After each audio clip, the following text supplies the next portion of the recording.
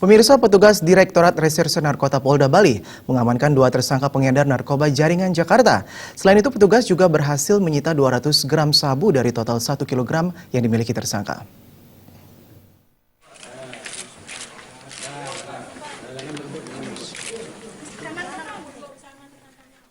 Dua tersangka berinisial MW yang berusia 29 tahun dan IA yang berusia 27 tahun.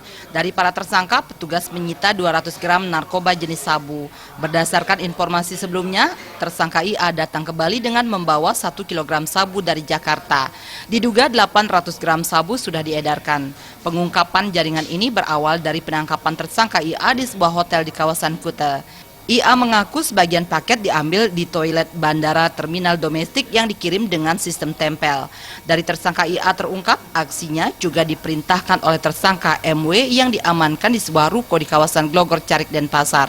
Keduanya mendatangkan narkoba tersebut dari Jakarta untuk diedarkan di Bali. Selain itu, petugas juga menyita 7 gram kokain dan pil ekstasi.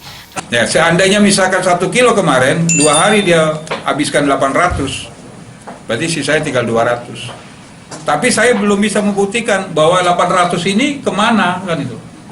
Nah, tim saya di luar dari anggota saya, tim informan saya lagi bekerja, 800 ini kemana. Tersangka kini masih menjalani pemeriksaan mendalam untuk mengungkap jaringannya. Tersangka dijerat dengan pasal 112 Undang-Undang Nomor 35 Tahun 2009 tentang peredaran narkoba dengan ancaman hukuman hingga 15 tahun penjara.